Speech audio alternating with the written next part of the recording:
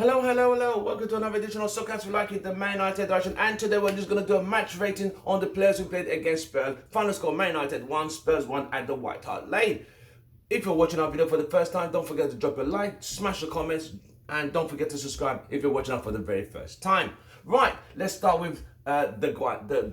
De Gea started well, but that goal he should have done a bit better than parrying it into the net. Yes, the Bergwijn shot was hot, but he should have parried it better. He saved to redeem himself is what gives him a 6 out of 10. So I'm going to give him a 6.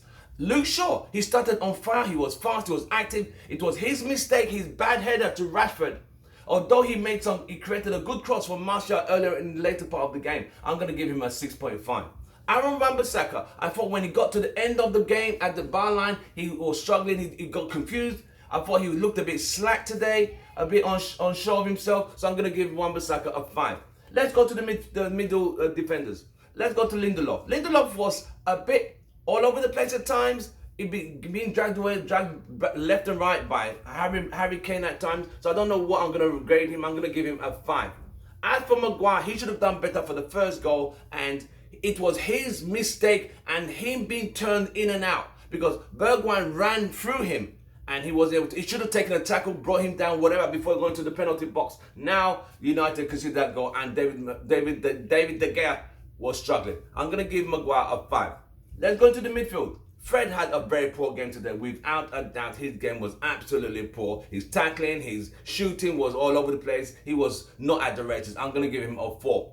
As for, let's move over to McTominay started very well, but I don't know what happened to him. He kind of got lost in the game. His passes were inaccurate, committing fouls. I'm going to give him a 5.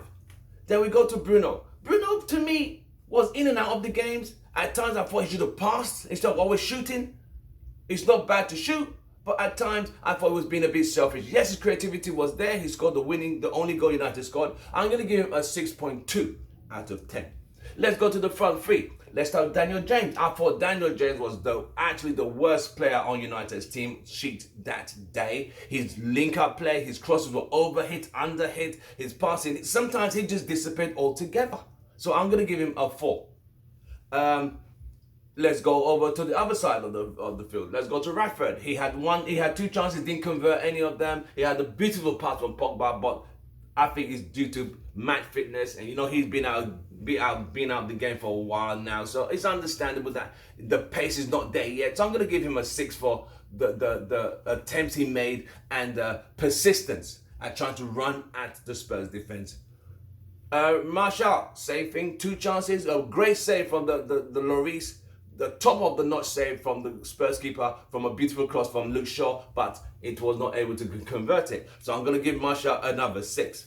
Let's bring in the subs. I thought Mason Greenwood had a good chance. He terrorized the Spurs defense, running at them, driving at them, and they didn't know what to do, Mason Greenwood. I'll give him a 6 for attempts, and I'll give him a 6 for really running at the Spurs defense. Now let's go to Pogba. Pogba changed the game with his creativity, his long-range passing, and his ability to run at the Spurs defense and cause a lot of havoc. He made a beautiful pass to Rashford. Unfortunately, had Rashford got it, it was done.